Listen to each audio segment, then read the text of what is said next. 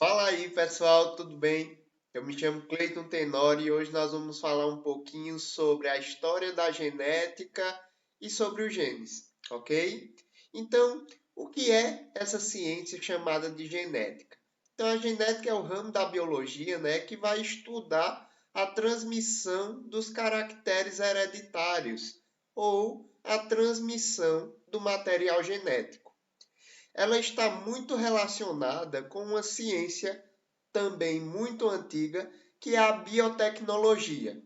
A biotecnologia é uma ciência que já vem sendo trabalhada há muitos e muitos anos, né? Como, por exemplo, na fabricação de pães e vinhos na antiguidade, porém, atualmente, trabalha-se com a ideia de análises moleculares para a biotecnologia e, lógico, isso advém pelo avanço da ciência, ok?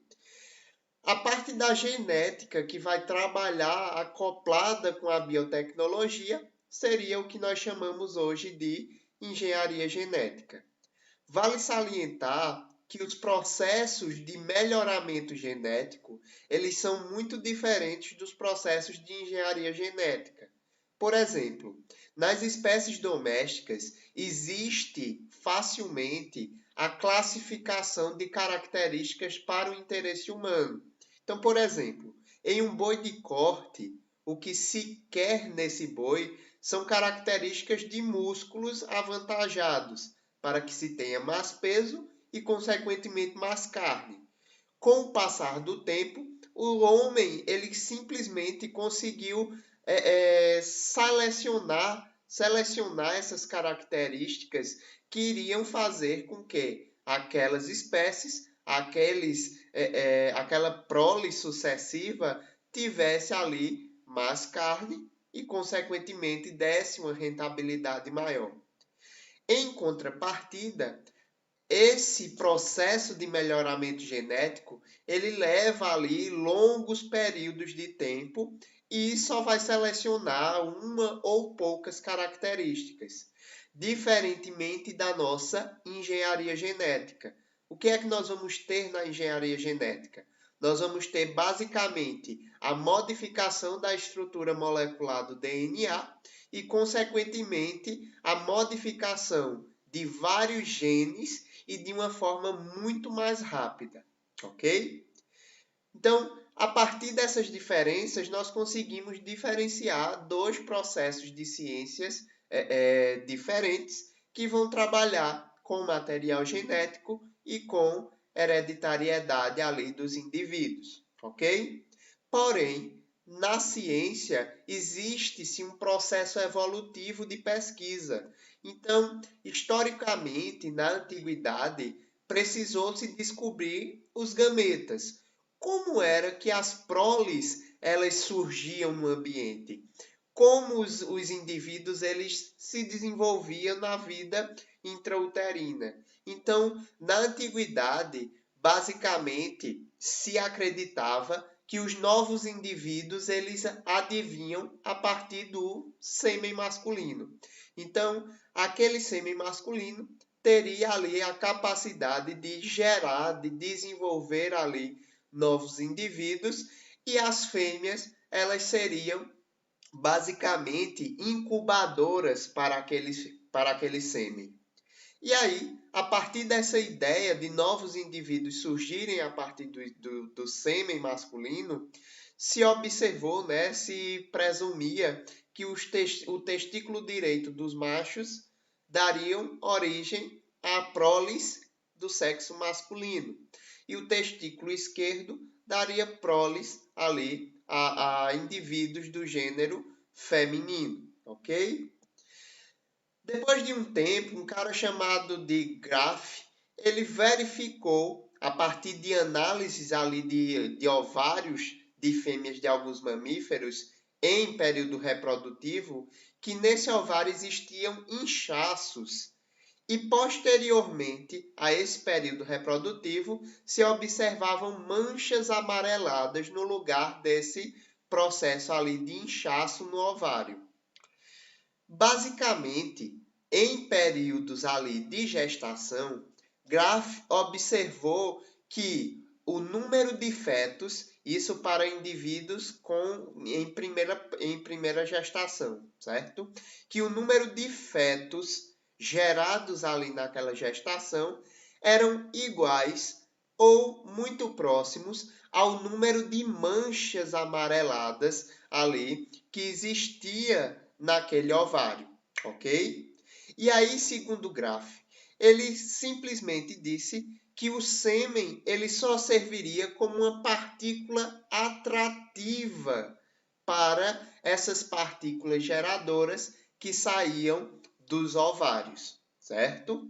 Somente quase que 200 anos depois, Von Beer ele consegue descrever que aquilo que saía, aquelas partículas geradoras que saíam dos ovários, gerando inchaço nesses ovários e posterior manchas amareladas, era o que nós conhecemos hoje por óvulos, ok?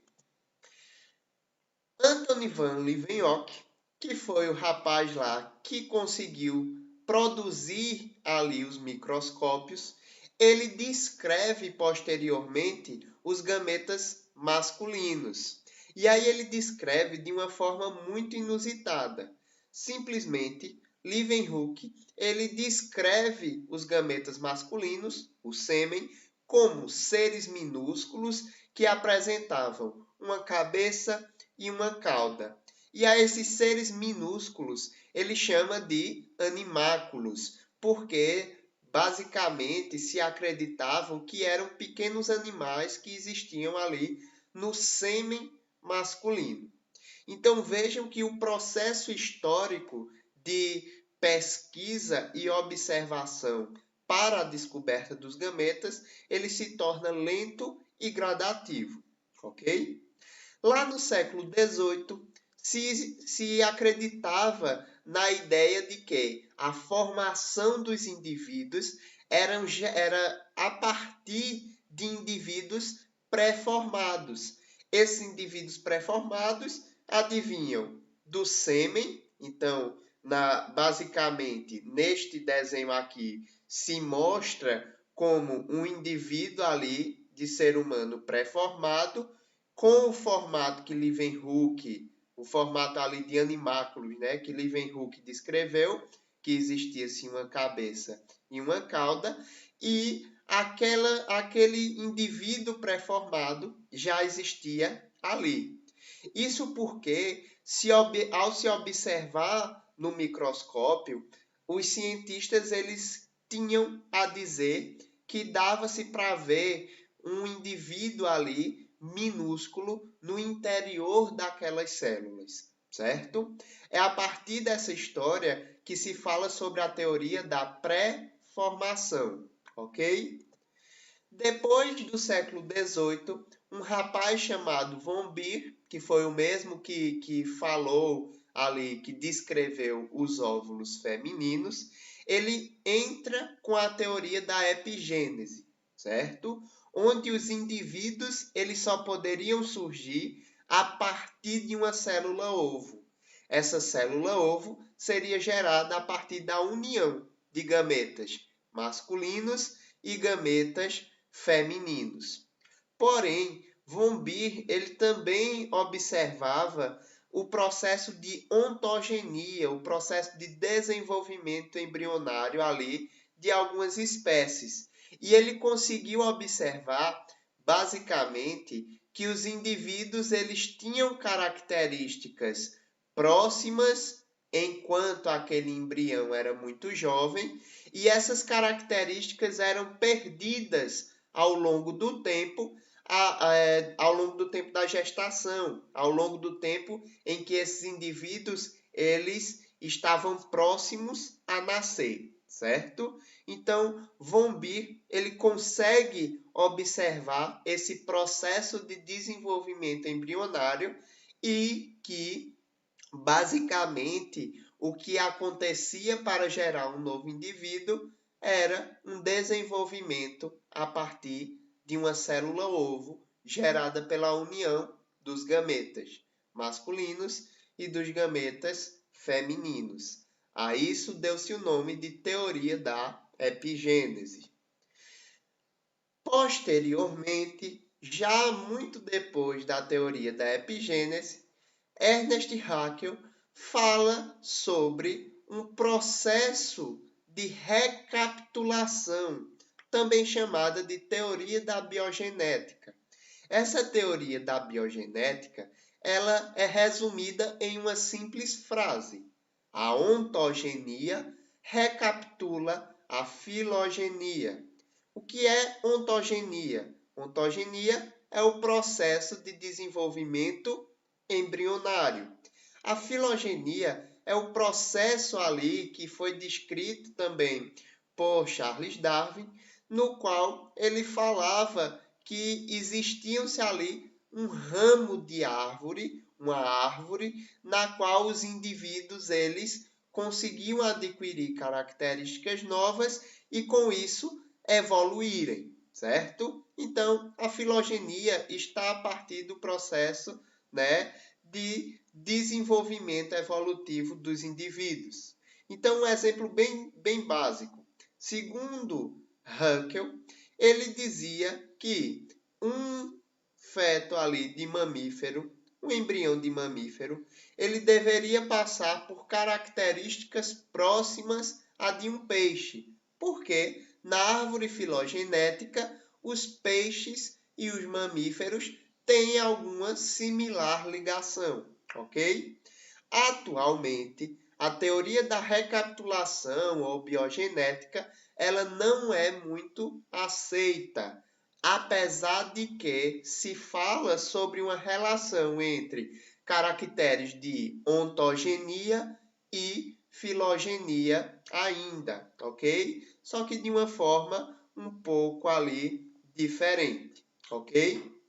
Posteriormente, falou-se Charles Darwin sobre a teoria da pangênese, onde Darwin descreveu que os gametas eram chamados de gêmulas, certo?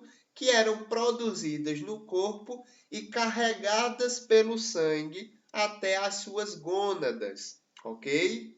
Depois disso, num processo reprodutivo, ocorriam a união daquelas duas gêmulas e essas duas gêmulas dariam origem ali a distintas partes do corpo. Isso explicaria, por exemplo, porque existem características mais próximas em seu corpo do seu pai ou da sua mãe. Porém, Darwin, apesar de ter escrito, né, o livro A Origem das Espécies, onde ele fala um pouco sobre esse processo de pangênese, não obteve tanto sucesso e nem êxito pelo fato de que era bastante superficial e bem pretérito esse conhecimento. Depois disso, Francis Galton, ele fala sobre a teoria da herança ancestral. O que é que acontece nessa teoria?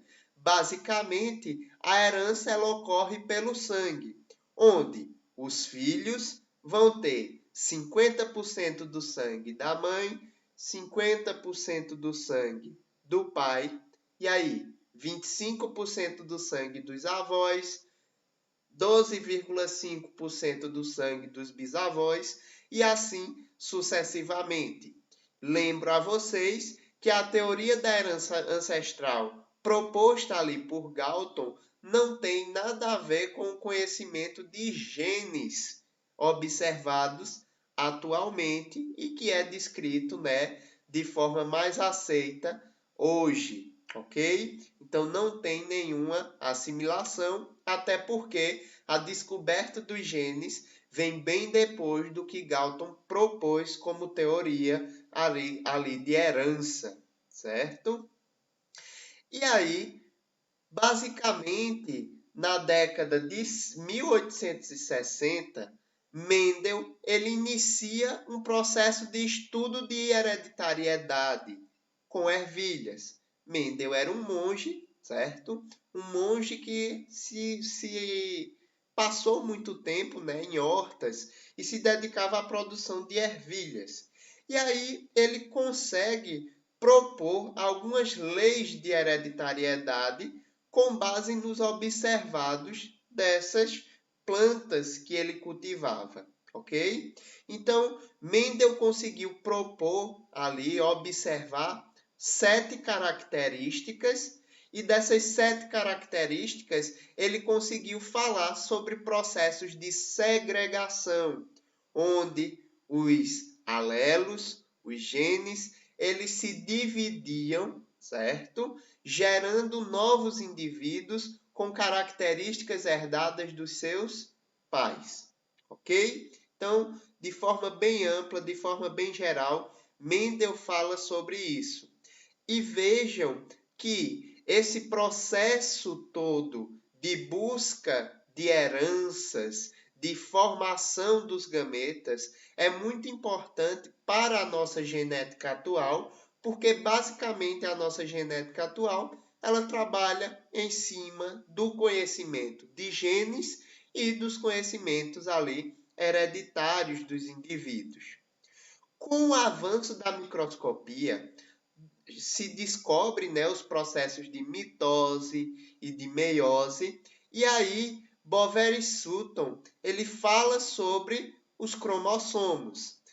E basicamente se descreve, que basicamente vai se descrever como pedaços do DNA existentes ali nessa célula, certo? Então, as fitas elas se condensavam e formavam pedaços visíveis em microscópio, e esses pedaços visíveis a microscópio formariam ali esses cromossomos. E aí, Boveri e Sutton, nesse processo de divisão celular, quando eles falam sobre o processo de divisão celular, eles conseguem verificar que existe uma ampla relação desse processo com os processos de segregação ali dos fatores proposto por Mendel, ok? Por quê? O que é que Mendel ele propõe? Ele propõe que, na sua primeira lei, que os fatores eles se segregam, eles se separam, gerando ali indivíduos que vão possuir 50% do pai e 50% da mãe, ok? E aí Boveri Sutton ele fala sobre os processos de formação dos cromossomos e de mitose e de meiose, no qual também se separam esses cromossomos.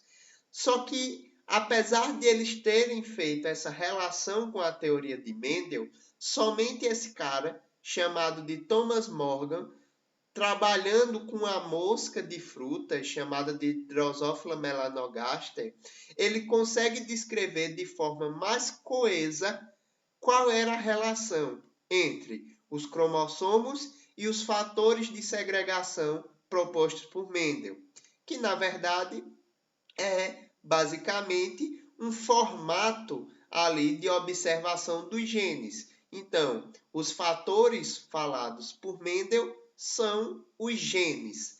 E esses genes estariam dispostos, estariam ali disponíveis nos cromossomos. A partir do momento em que os cromossomos eles se separavam no processo de meiose ou de mitose, acontecia ali a segregação desses genes e, consequentemente, a segregação das características que foi proposta ali por Mendel.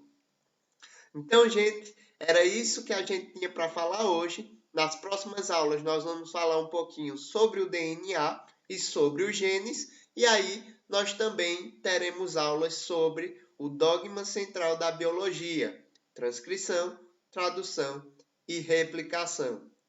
Até a próxima!